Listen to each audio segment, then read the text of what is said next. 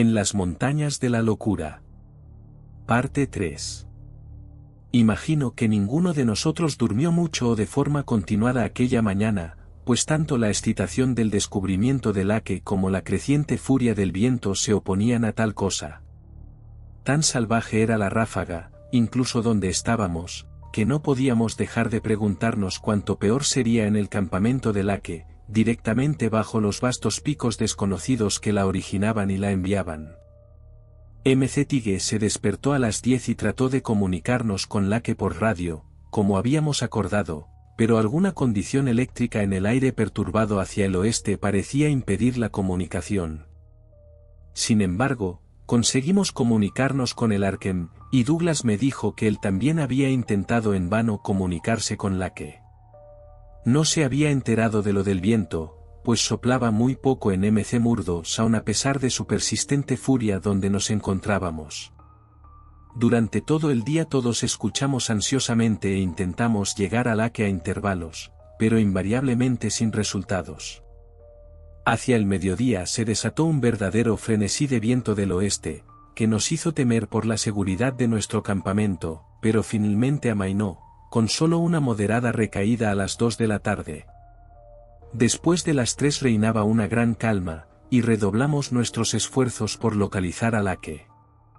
Pensando que tenía 4 aviones, cada uno provisto de un excelente equipo de onda corta, no podíamos imaginar ningún accidente ordinario capaz de inutilizar todo su equipo inalámbrico a la vez. Sin embargo, el silencio sepulcral continuaba, y cuando pensábamos en la fuerza delirante que debía tener el viento en su localidad, no podíamos dejar de hacer las conjeturas más funestas. A las 6 en punto nuestros temores se habían vuelto intensos y definitivos, y después de una consulta por radio con Douglas y Thorfinsen resolví dar pasos hacia la investigación. El quinto hidroavión, que habíamos dejado en el depósito de suministros de MC Murdo Sound con Sherman y 2 marineros, estaba en buen estado y listo para su uso inmediato, y parecía que la misma emergencia para la que había sido salvado estaba ahora sobre nosotros. Me puse en contacto con Sherman por radio y le ordené que se reuniera conmigo con el avión y los 2 marineros en la base sur lo antes posible. Las condiciones aéreas eran aparentemente muy favorables. Hablamos entonces sobre el personal del grupo de investigación que vendría y decidimos que incluiríamos a todos los tripulantes, junto con el trineo y los perros que había guardado conmigo. Incluso una carga tan grande no sería demasiado para uno de los enormes aviones construidos a nuestras órdenes especiales para el transporte de maquinaria pesada. A ratos intentaba comunicarme con Lake por radio, pero era inútil. Sherman, con los marineros Gunnarsson y Larsen, despegó a las 7:30, e informó de un vuelo tranquilo desde varios puntos del ala. Llegaron a nuestra base a medianoche, y todos discutieron el siguiente movimiento. Era arriesgado navegar sobre la Antártida en un solo hidroavión sin ninguna línea de bases, pero nadie se echó atrás ante lo que parecía la más simple necesidad. Volvimos a las 2 para un breve descanso después de algunas operaciones preliminares de carga del avión, pero nos levantamos de nuevo en 4 horas para terminar la carga y el embalaje. A las 7:15 de la mañana del 25 de enero, comenzamos a volar hacia el noroeste bajo el pilotaje de MC Tigue con 10 hombres, 7 perros, un trineo, un suministro de combustible y alimentos, y otros artículos incluyendo el equipo inalámbrico del avión. La atmósfera era clara, bastante tranquila, y la temperatura relativamente suave, y esperábamos muy pocos problemas para llegar a la latitud y longitud designadas por Lake como el lugar de su campamento. Nuestros temores se centraban en lo que podríamos encontrar, o no encontrar, al final de nuestro viaje, ya que el silencio seguía respondiendo a todas las llamadas enviadas al campamento. Cada incidente de aquel vuelo de 4 horas y media está grabado a fuego en mi memoria por su importancia crucial en mi vida. Marcó mi pérdida, a la edad de 54 años, de toda esa paz y equilibrio que la mente normal posee a través de su acostumbrada concepción de la naturaleza externa y de las leyes de la naturaleza. A partir de entonces, los 10, pero el estudiante Danforth y yo por encima de todos los demás, tuvimos que enfrentarnos a un mundo horriblemente amplificado de horrores acechantes que nada puede borrar de nuestras emociones, y que nos abstendríamos de compartir con la humanidad en general si pudiéramos. Los periódicos han impreso los boletines que enviamos desde el avión en movimiento, relatando nuestro curso sin escalas, nuestras 2 batallas con los traicioneros vendavales del aire superior, nuestra visión de la superficie rota donde Locke había hundido su pozo a mitad de viaje 3 días antes, y nuestra visión de un grupo de esos extraños cilindros de nieve esponjosa que Amundsen y Baird observaron rodando en el viento a través de las interminables leguas de meseta helada. Llegó un momento, sin embargo, en que nuestras sensaciones no podían transmitirse con palabras que la prensa entendiera, y un momento después en que tuvimos que adoptar una regla real de estricta censura. El marinero Larsen fue el primero en divisar la línea dentada de conos y pináculos en forma de bruja que teníamos delante, y sus gritos hicieron que todo el mundo se dirigiera a las ventanillas del gran avión con cabina. A pesar de nuestra velocidad, tardaban mucho en destacarse, por eso sabíamos que debían de estar infinitamente lejos, y que solo eran visibles por su anormal altura. Poco a poco, sin embargo, se elevaron sombríamente en el cielo occidental, permitiéndonos distinguir varias cumbres desnudas, sombrías, negruzcas, y captar la curiosa sensación de fantasía que inspiraban vistas bajo la rojiza luz antártica contra el provocativo fondo de nubes iridiscentes de polvo de hielo. En todo el espectáculo había un persistente y omnipresente matiz de estupendo secreto y potencial revelación, como si aquellas agujas descarnadas y de pesadilla marcaran los pilones de una espantosa puerta hacia esferas prohibidas de ensueño y complejos golfos de tiempo, espacio y ultradimensionalidad remotos. No podía evitar la sensación de que eran cosas malignas, montañas de locura cuyas laderas más lejanas se asomaban a algún maldito abismo final.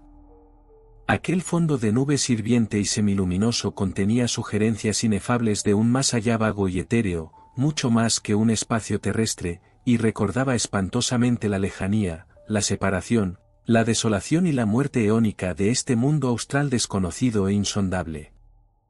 Fue el joven Danforth quien nos llamó la atención sobre las curiosas regularidades del horizonte de las montañas más altas, regularidades como fragmentos aferrados de cubos perfectos, que Locke había mencionado en sus mensajes, y que de hecho justificaban su comparación con las sugerencias oníricas de las ruinas de los templos primordiales en las nubladas cimas de las montañas asiáticas, tan sutil y extrañamente pintadas por Redick. Había, en efecto, algo inquietantemente roerichiano en todo este continente sobrenatural de misterio montañoso. Lo había sentido en octubre, cuando vimos por primera vez Victoria Land, y lo sentía de nuevo ahora. También sentí otra oleada de inquietante conciencia de las semejanzas míticas arcaicas, de lo inquietantemente que este reino letal se correspondía con la maléficamente famosa meseta de Len en los escritos primitivos.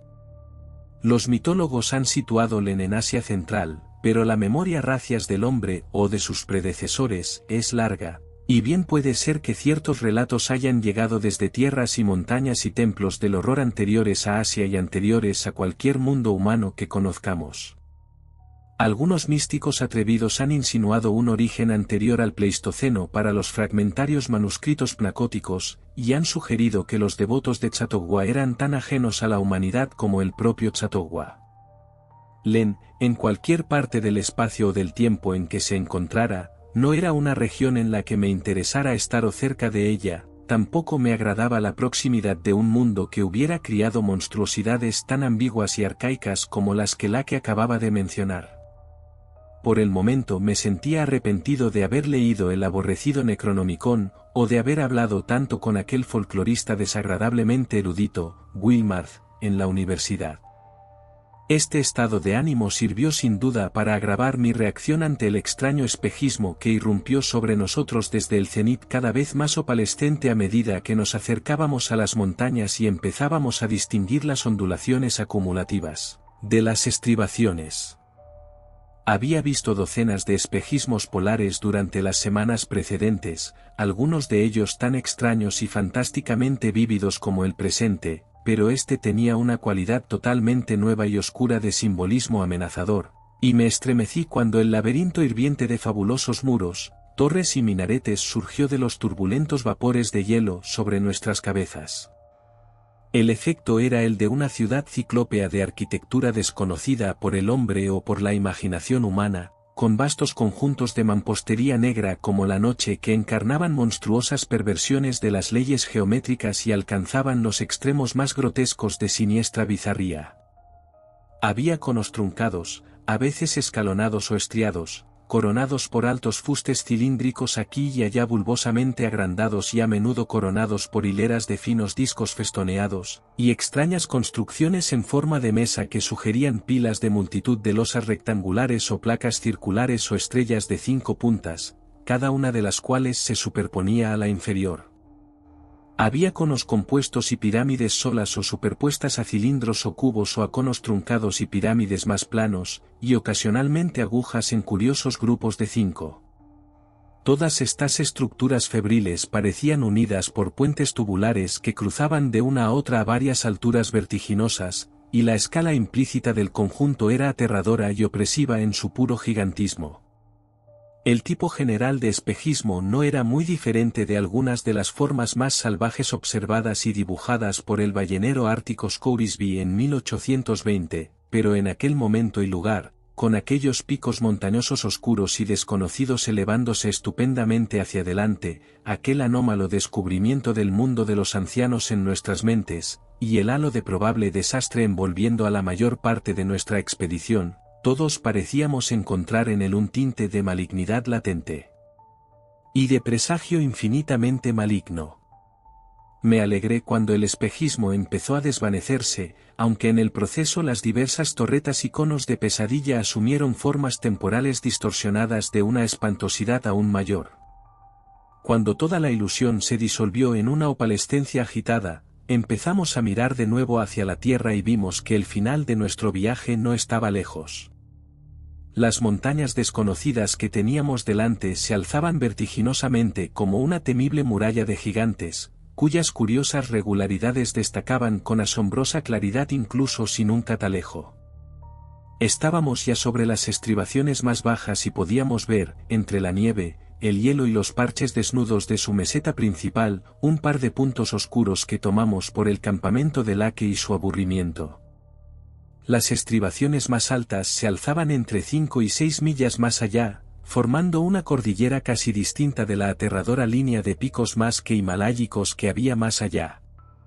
Por fin, Roux, el estudiante que había relevado a M.C. Tighe a los mandos, empezó a descender hacia la mancha oscura de la izquierda, cuyo tamaño la señalaba como el campamento.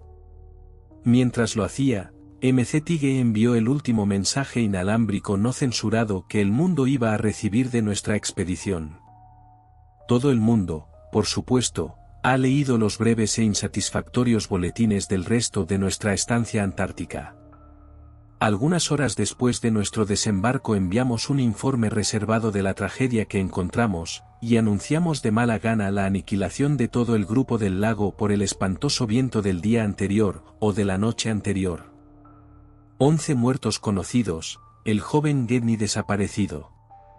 La gente perdonó nuestra confusa falta de detalles al darse cuenta de la conmoción que el triste suceso debió causarnos, y nos creyeron cuando les explicamos que la acción desgarradora del viento había hecho que los 11 cadáveres no pudieran ser transportados al exterior. De hecho, me halago a mí mismo de que incluso en medio de nuestra angustia, absoluta perplejidad y horror que nos atenazaba el alma, apenas fuimos más allá de la verdad en algún caso concreto. La tremenda importancia reside en lo que no nos atrevimos a contar, lo que yo no contaría ahora si no fuera por la necesidad de prevenir a otros de terrores sin nombre. Es un hecho que el viento había causado terribles estragos. Es muy dudoso que todos hubiéramos podido sobrevivir, incluso sin lo otro. La tormenta, con su furia de partículas de hielo enloquecidas, debió ser superior a todo lo que nuestra expedición había encontrado antes.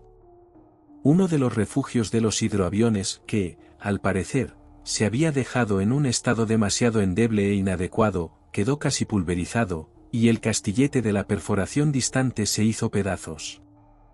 El metal expuesto de los aviones aterrizados y de la maquinaria de perforación quedó pulido, y dos de las pequeñas tiendas quedaron aplastadas a pesar de la nieve que las cubría. Las superficies de madera expuestas a la explosión estaban picadas y sin pintura, y todos los signos de huellas en la nieve estaban completamente borrados. También es cierto que no encontramos ninguno de los objetos biológicos arqueanos en condiciones de salir al exterior en su conjunto. Si recogimos algunos minerales de una vasta pila derrumbada, entre ellos varios de los fragmentos verdosos de esteatita cuya extraña redondez de 5 puntas y tenues dibujos de puntos agrupados provocaron tantas comparaciones dudosas, y algunos huesos fósiles, entre los que se encontraban los más típicos de los especímenes curiosamente heridos. Ninguno de los perros sobrevivió, ya que su recinto de nieve, construido a toda prisa cerca del campamento, quedó casi totalmente destruido. El viento pudo haberlo hecho, aunque la mayor rotura en el lado próximo al campamento, que no era el de Barlovento, sugiere un salto hacia afuera o una rotura de las propias bestias frenéticas. Los 3 trineos habían desaparecido, y hemos intentado explicar que el viento pudo haberlos arrastrado hacia lo desconocido. El taladro y la maquinaria para derretir el hielo de la perforación estaban demasiado dañados para poder salvarlos, así que los utilizamos para ahogar esa sutilmente inquietante puerta al pasado que Locke había dinamitado. Asimismo, dejamos en el campamento los 2 aviones más sacudidos, ya que nuestro grupo superviviente solo contaba con 4 pilotos de verdad: Sherman, Danforth, MC Tigre y Roux en total, con Danforth en un mal estado nervioso para navegar. Nos trajimos todos los libros, equipo científico y otros objetos que pudimos encontrar, aunque muchos se los llevó el viento. Faltaban tiendas y pieles de repuesto o estaban en mal estado. Aproximadamente a las 4 de la tarde, después de que un amplio crucero aéreo nos obligara a dar a Gedney por perdido, enviamos nuestro reservado mensaje al Arkham para que lo retransmitiera, y creo que hicimos bien en mantenerlo tan tranquilo y sin compromisos como conseguimos. Lo más que dijimos sobre la agitación se refería a nuestros perros, cuya frenética inquietud cerca de los especímenes biológicos era de esperar por los relatos del pobre Locke. No mencionamos, creo, la misma inquietud que mostraban cuando olfateaban las extrañas piedras de jabón verdosas y otros objetos de la región desordenada, objetos que incluían instrumentos científicos, aviones y maquinaria, tanto en el campamento como en la perforación, cuyas piezas habían sido aflojadas, movidas o manipuladas de alguna otra manera por vientos que debían albergar una curiosidad e investigación singulares. Sobre los 14 especímenes biológicos fuimos indulgentemente indefinidos.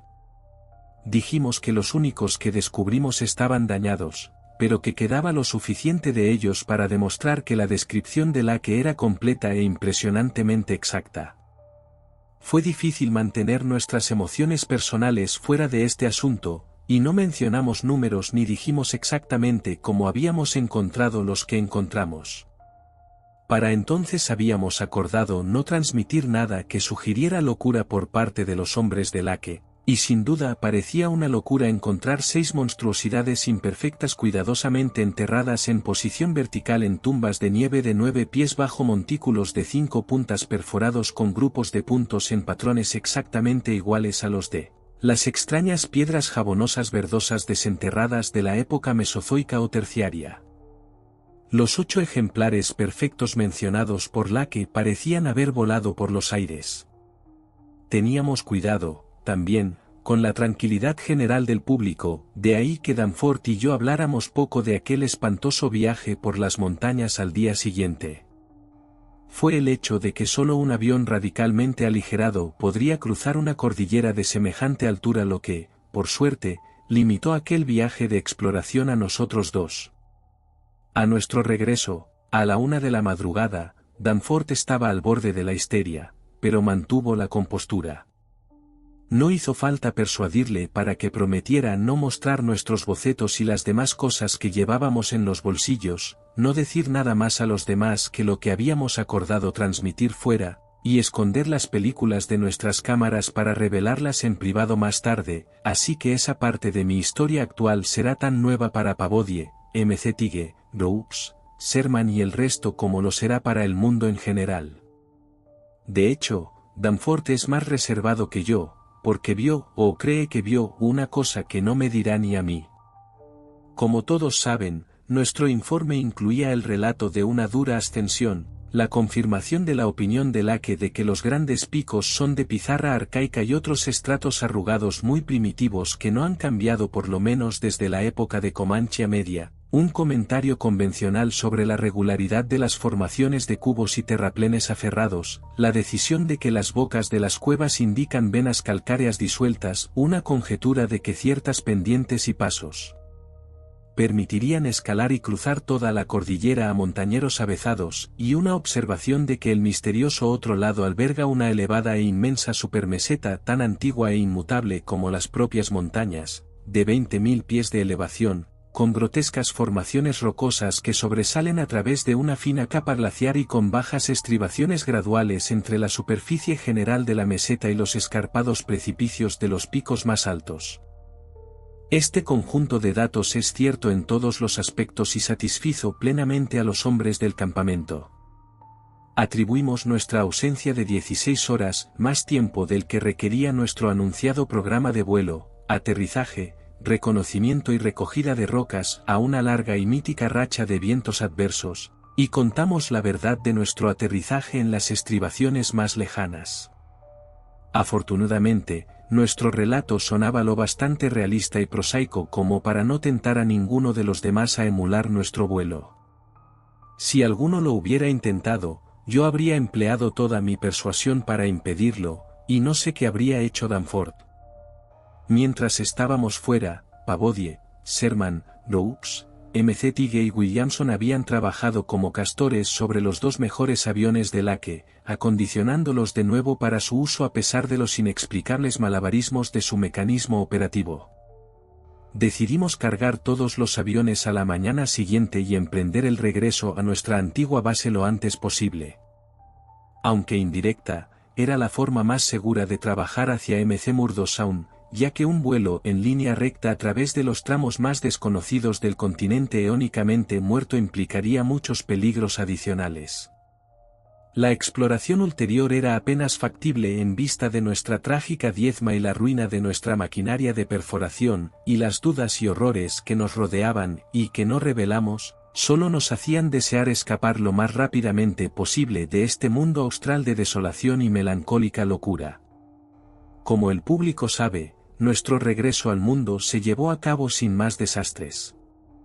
Todos los aviones llegaron a la antigua base al anochecer del día siguiente, 27 de enero, después de un rápido vuelo sin escalas, y el 28 llegamos a M.C. Murdo Sound en 2 vueltas, siendo la única pausa muy breve, y ocasionada por un timón defectuoso en el furioso viento sobre la plataforma de hielo después de que hubiéramos despejado la gran meseta.